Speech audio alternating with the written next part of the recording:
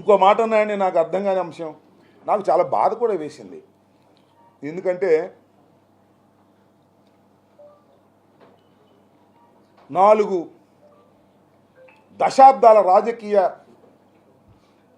చరిత్ర ఉన్నటువంటి ఉద్దండు చంద్రబాబు నాయుడు గారిని 52 రోజులు జైల్లో పెడితే నాకు బాధేసింది అని ఒక విధంగా విలపించాడు పవన్ కళ్యాణ్ గారు. ఏమండి పవన్ కళ్యాణ్ గారు, చంద్రబాబు నాయుడు గారిని 52 రోజులు జైల్లో పెడితే అంత బాధేసిందే? చంద్రబాబు నాయుడు గారు స్కిల్ స్కామ్లో దొరికిపోతే 52 రోజులు పెడితే బాధేసిందే? 4 దశాబ్దాల చరిత్ర కలిగినటువంటి ఉద్దండు అన్నావే. నేను ఒక మాట అడుగుతానయ్యా పవన్ కళ్యాణ్ గారు, చెప్పండి. ఎంతో రాజకీయ భవిష్యత్తు ఉన్నటువంటి వ్యక్తి వంగవీటి మోహన్ రంగారావు గారిని నడి బజారులో నరికినప్పుడు నీకు బాధ కలగలేదా అని అడుగుతా ఉన్నా.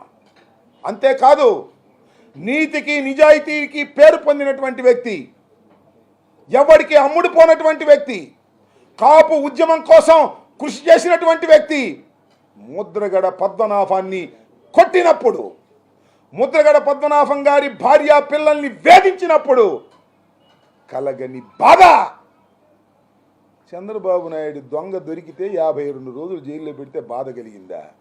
ఏం వ్యక్తిత్వం అయ్యా నీది? దేనికి ఆశపడుతున్నావయ్యా నువ్వు? వాస్తవాలు మాట్లాడలేవా అని నేను అడుగుతా ఉన్నా. తెచ్చిపెట్టుకున్న ఆవేశం, తెచ్చిపెట్టుకున్నటువంటి కోపం, అరుపులు ఏమిటి రాజకీయాల్లో నాకు అర్థం కానిటువంటి పరిస్థితి. జగన్మోహన్ రెడ్డి గారి మీద విరుచుకుపడేటటువంటి మాటలు, తొక్కేస్తాడంట, అధపాతాళానికి తొక్కేస్తాడంట.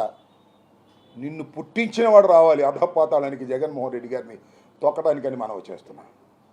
జగన్మోహన్ రెడ్డి గారిని అధపాతాళానికి తొక్కగలిగినటువంటి శక్తి నీకుందా? ఒకసారి ఆలోచించుకో. నీ అంతరాత్మను అడుగు. ఒంటరిగా గుండె మీద చేసుకుని ఆలోచన చేయమని మనవి చేస్తున్నా. జగన్మోహన్ రెడ్డి గారి గురించి మాట్లాడే నైతిక హక్కు లేనటువంటి వ్యక్తివి నువ్వు. తండ్రి మరణిస్తే రాజకీయాల్లోకి వచ్చి భయపడుకోకుండా ముందుకు వెళ్ళినటువంటి వీరుడు జగన్మోహన్ రెడ్డి. ఏది అనుకున్నాడో దానికోసం ప్రయత్నం చేసే వ్యక్తి, రాజీ పడని వ్యక్తి జగన్మోహన్ రెడ్డి గారు. అలాంటి జగన్మోహన్ రెడ్డి గారిని పట్టుకొని ఇంకో మాట అన్నాడు, నేను నీకు తొక్కకపోతే నా పేరు పవన్ కళ్యాణ్ కాదని. నీ పేరు అసలు పవన్ కళ్యాణే కాదు, రాసుకో. వాళ్ళు చెప్తున్నా, ఈ మాట మీద నిలబడు. ఇంకోటి నువ్వు అడిగింది చెప్పు, 4వ పెళ్లి గురించి చెప్తా. స్నేహం అంట, స్నేహం చేస్తే చచ్చే వరకు నాది స్నేహం. అబ్బబ్బబ్బబ్బా, సిపిఐతో స్నేహం చేసావుగా, చచ్చేదాకా ఉండవా? సిపిఎంతో స్నేహం చేసావుగా, చచ్చేదాకా ఉండవా? చెప్పయ్యా, అక్కడ దాకా ఎందుకు? బీజేపీతో స్నేహం చేస్తున్నావుగా, చచ్చేదాకా ఉండవా? ఎన్ని దొంగ మాటలయ్యా, నాకు అర్థం కాలేదు. శత్రుత్వం ఉంటే చచ్చేదాకా శత్రుత్వం అన్నావు. నువ్వు అన్నావుగా, చంద్రబాబు నాయుడుతో శత్రుత్వం అన్నావు, లోకేష్తో శత్రుత్వం అన్నావు. ఎక్కడ దాకా ఉన్నావు శత్రుత్వం? నువ్వు అసలు మాట మీద నిలబడేవాడివేనా? అసలు ఒక చోట నిలబడేవాడివేనా? ఒకటి పక్కన నిలబడేవాడివేనా? ఎవడు పక్కన పడితే ఆడి పక్కన మాట్లాడతావు. అదేమంటే నా వ్యక్తిగత జీవితం గురించి మాట్లాడుతున్నారు. ఏ జగన్ అరుపు ఇంతకన్నా పెద్దదిలే, నేను సింపుల్గా అంటున్నా. నీ సంగతి నాకు బాగా తెలుసు. జూబ్లీ హిల్స్లో చెక్ పోస్ట్ దగ్గర నువ్వు చేసినవి అని తెలుసు. టన్నుల కొద్దీ నా దగ్గర సమాచారం ఉంది. ఇవ్వవయ్యా, టన్నుల కొద్దీ ఉంటే సమాచారం. What is blackmail? ఎంత చీప్ బ్లాక్ మెయిల్ చేస్తున్నావు? జగన్మోహన్ రెడ్డి గారి మీద నువ్వు వ్యక్తిగతంగా చెప్పదలుచుకుంటే చెప్పవయ్యా, దమ్ముంటే అది చెప్పవు. బెదిరింపు, బ్లాక్ మెయిలింగ్. బ్లాక్ మెయిలింగ్ బయట జడిసే వ్యక్తి జగన్మోహన్ రెడ్డి గారు. నాకు 3 పెళ్ళిళ్ళు 4 పెళ్ళిళ్ళు అంటున్నావు, నన్ను దత్తపుత్రుడు అంటున్నావు. చెప్పని అడుగుతున్నా. ఎస్, నీకు మొదటి పెళ్లి కాలేదా? 2వ పెళ్లి కాలేదా? 3వ పెళ్లి కాలేదా? 4వ పెళ్లి కాలేదు. 4వ పెళ్ళని నువ్వా అంటున్నావు. 4వ పెళ్ళం ఎవరో కాదు, నేనే. నాదెళ్ళ మనోహర్ 4వ పెళ్ళం. మేము మా చేత ఎందుకు చెప్పించుకుంటా? ఏమి నాకు అర్థం కాలేదు. జగన్మోహన్ రెడ్డి పెళ్ళామా?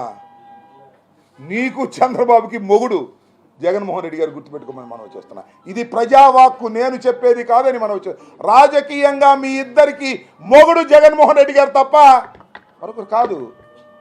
నీ 4వ పెళ్ళం మనోహరు, అందరికీ తెలిసినటువంటి సత్యం ఇది. ఏం మాట్లాడుతున్నావు నువ్వు?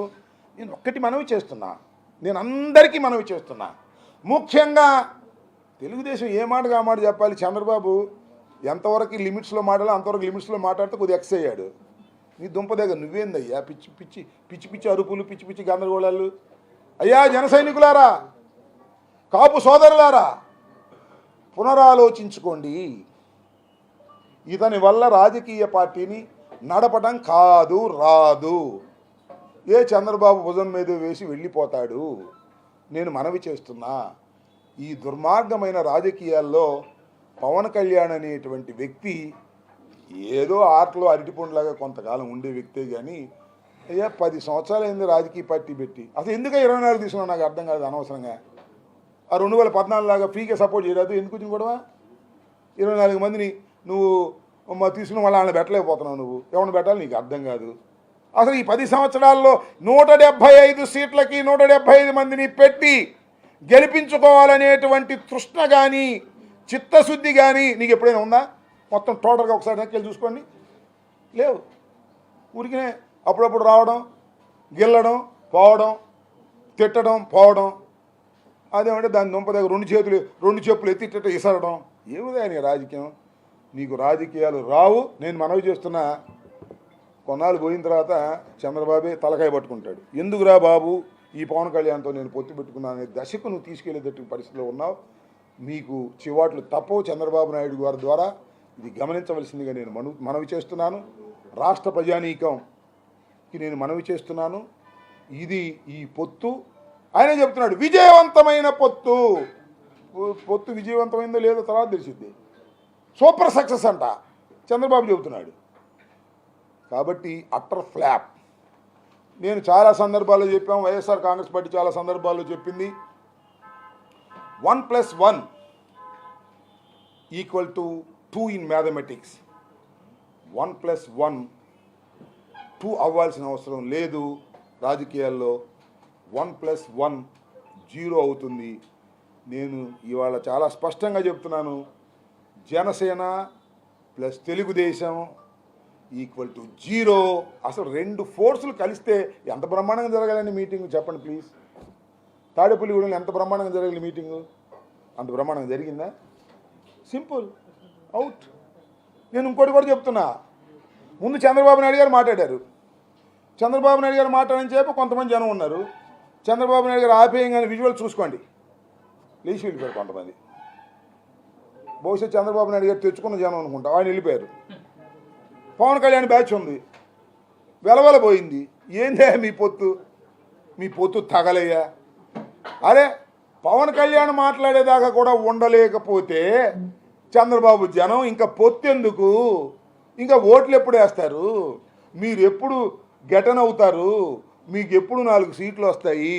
అందువల్లే మీకు వచ్చేది 0. 175కి 175 జగన్మోహన్ రెడ్డి గారు గెలిచి ముఖ్యమంత్రి కాబోతున్నాడు.